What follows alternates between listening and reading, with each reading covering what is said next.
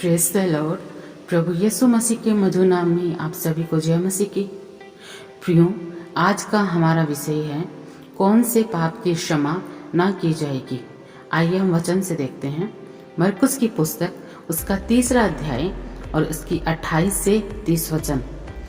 यहाँ पे प्रभु यीशु कहते हैं, मैं तुमसे सच कहता हूँ कि मनुष्यों की संतान के सब पाप और निंदा जो वे करते हैं क्षमा की जाएगी, परंतु जो कोई पवित्र आत्मा के विरुद्ध निंदा करे वह कभी भी क्षमा न किया जाएगा, वरन वह अनंत पाप का अपराधी ठहरता है, क्योंकि वे यह कहते थे कि उसमें अशुद्ध आत्मा है। आमेन।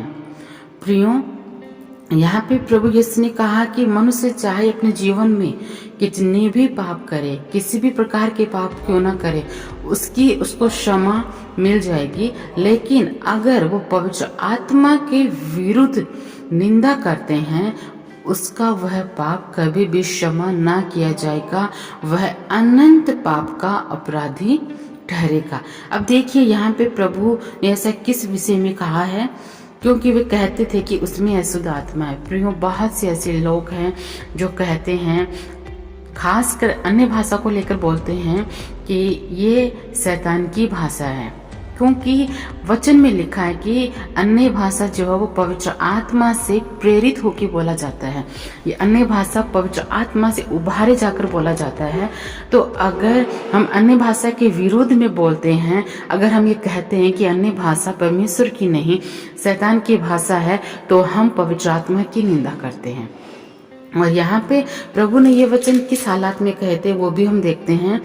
यहाँ पे देखिए, बहुत से शास्त्री जो यरूशलेम से आए थे यह कहते थे कि उसमें शैतान है और यह दुष्ट आत्माओं के सरदार की सहायता से दुष्ट आत्माओं को निकालता है।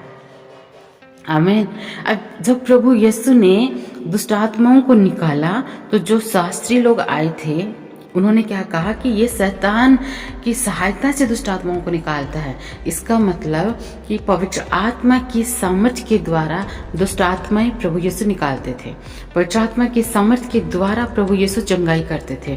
और आज बहुत से ऐसे लोग जो परमेश्वर के दासों के खिलाफ बोलते हैं, जब परमेश्वर के दासों के द्वारा अद्भुत काम होते हैं, जब परमेश्वर के दासों के द्वारा दुष्ट आत्माएं निकाली जाती हैं, चंगाइयाँ होती हैं, चिन्ह और चमत्कार होते हैं, तो शैतान उनके विरुद्ध में खड़ा होता है और उनके ऊपर खिलाफ उन पे इल्जाम लगाए जाते हैं, उनकी खिलाफत की जाती है कि ये जो है ये परमेश्वर की सहायता से नहीं बल्कि शैतान की सहायता से दुष्ट आत्मा को निकालता है।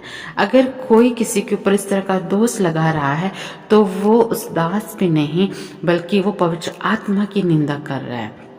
क्योंकि यहाँ पर जब शास्त्री लोगों ने प्रभु यीशु के बारे में कहा कि यह दुष्ट आत्माओं के सरदार की सहायता से दुष्ट आत्मा निकालता है, इसलिए प्रभु यीशु ने यहाँ पे ये वचन कहा है कि मनुष्य के संतान के सब पाप और निंदा क्षमा की जाएंगी जो भी वो करता है।